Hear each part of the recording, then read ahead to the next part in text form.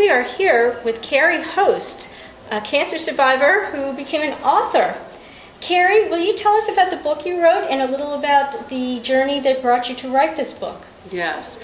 Thanks for having me. I wrote a book called Between Me and the River. It's a memoir, and it very much reads like a memoir. I like to say it is not a cancer memoir, even though it's got the nice subtitle, Living Beyond Cancer, because personally I found most cancer memoirs to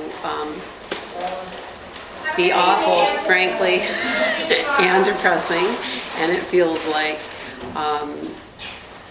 their authors are either deceased or in some other way no longer with us, and that right there has just made it hard for me personally in the past to even want to read one.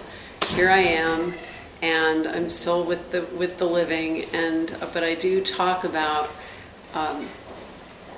what goes unsaid, and there is a lot of unspoken in this experience. It's gripping from the very first sentence. I have to say, I just bought the book and started it, and it gripped me from the beginning. Thank you. Tell all of us a little bit about where you were when you started writing the book. You're a mom, and from the beginning, as a mother, it really hit home for me. Well, thank you.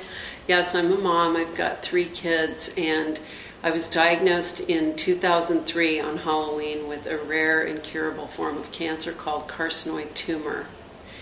What? That's what I said also.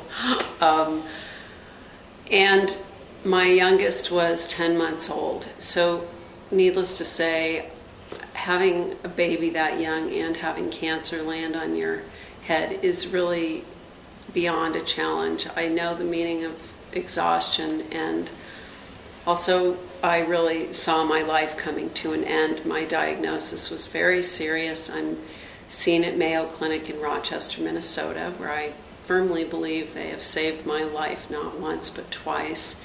And my first life expectancy was 18 to 36 months, and here I am, and I still have carcinoid because it is a stubborn one and behaves differently than any other cancer.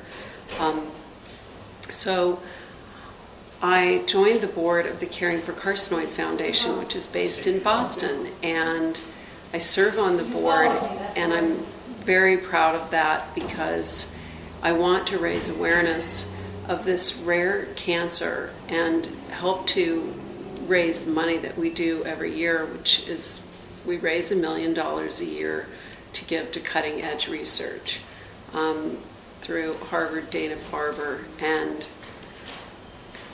we are doing great work with the foundation. So to know more about that, you can look at caringforcarcinoid.org, or just go on my website. My author website is carriehost.com, and there's links to all sorts of things. Both, first of all, you can read the prologue of my book there for free, and I recommend that because if you're a reading snob like me, you know right away whether you want to read something or not, or if you like the writing, or you think the writer can write, or whatever it is. I just know when I read a paragraph, yep, that's a book I definitely want to keep reading. So I've got the prologue on my website for that reason, so people don't have to go out and buy the book until they're satisfied with 9 pages of writing.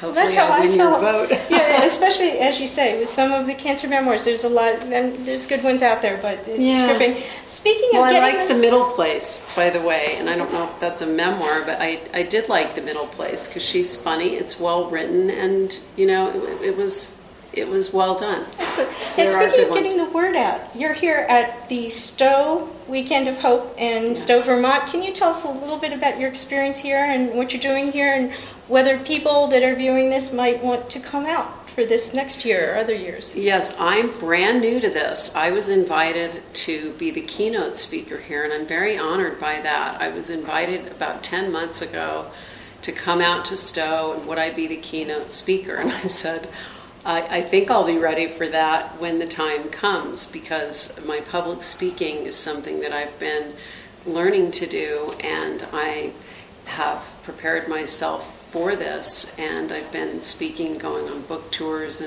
and showing up in all sorts of places. But this is a really big deal tomorrow because people come from, I think 1,400 people attend this, and they come from all over the country. And I just thought, what better place to try to reach people and talk to them about what matters in a real way, and also to go ahead and talk about what no one's talking about. That is in my book, but to do it in person here with people is going to be very exciting. It's special. And you're here with your husband. I am here with my husband, Amory, and he's been a great support to me in every way. He's another one that's also saved my life, literally. He's been here with me through this entire challenge, and I really couldn't have made it without him. I just frankly could not have done this without him. He's a wonderful man. Were you an author before? I was always a writer, but now I'm an author because I've got Harlequin as a publisher, and they've done a fantastic job bringing my book to the world. But I've been writing and wanting to be a writer since I was 8 years old. But as I like to say, I've been putting all those pieces of writing in this suitcase, the someday suitcase, for that part of my life when I someday would go ahead and do it. But that is right now. So I stopped mingling with later, and I sat down and wrote this book. Here it is, and I'm really, really happy to share it with you. Readers one and all. And forget about the cancer thing. I give you I say, give me 5 paragraphs to change your mind. Just read 5 paragraphs, and if you don't change your mind about how this book could be a book you want to read, even though it has cancer in it, it has a lot more in it too. It's all about life and love and how to see what matters. I'll agree with that. Thank you for writing the book. Thank you. Thank you for sharing your time here, speaking to anybody who's listening, and thanks for being at Stowe Weekend of Hope. You're making a difference in so many lives. Thank you. I hope so. Thanks for having me. Thank you.